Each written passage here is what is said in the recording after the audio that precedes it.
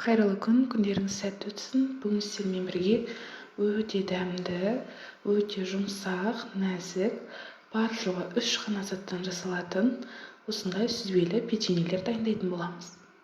Ең алдымен шұғыл ыдысымызға сүзбемізді саламыз. Сүзбеміз қатты ірі болмау керек.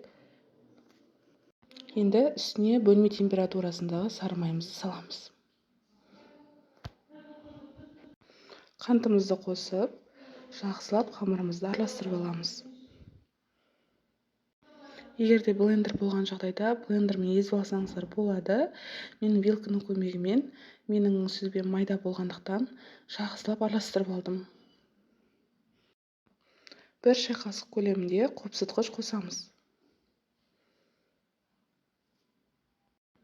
Қопсытқышымызды қосып алғаннан кейін ұнымызды қосып, қамырымызды илейміз. Қамырымыз бізде осылай бірігуі қажет. Кішкене қолға жабысады. Тақтайымызға астыңғы бөлігіне ұн сеуіп, қамырымыздың 2 бетін аунатып аламыз. 2 бетін аунатып алғаннан кейін жаймен деп қамырымызды жайып бастаймыз. Қамырымыз қатты жұқа немесе қатты қалың қылмаймыз. 2 мм шамасында етіп, орташа қалыңдықта жайып аламыз. Барлығын жайып алғаннан кейін дөңгелек формамыздың көмегімен қамырларымыздың барлығын кесіп шығамыз. Барлығын осылай дөңгелек формалар жасап алғаннан кейін қалған қамырымызды тағы да біріктіріп күлше жасап, оны да тағы да осылай жайып, печеньелер жасайтын боламыз. Тарелкамызге аунатуға осылай қантты салып аламыз. Енді біртіндеп осылай печеньелерімізді 2 бетін жаймендеп аунатамыз. Видеодағыдай етіп бүктейміз. Барлығын осылай қайталап, табамызға орналастырып шығамыз.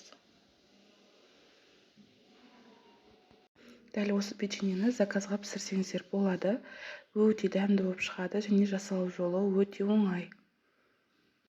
Құрамы да қымбат емес, қарапайым, 3-4 заттан ғана тұрады.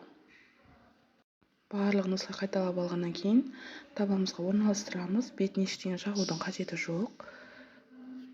180 градуста 20 минут пісіріп аламыз. Барлық керекті заттар грамдармен описаниеге жазып кететін боламын. Жасап көріңіздер, дәмді аспен үй іштеріңізді қуантыңыздар.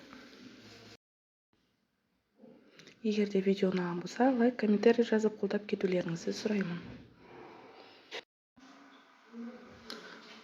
Аз ғана заттан дайындалса да өте дәмді болып шығады.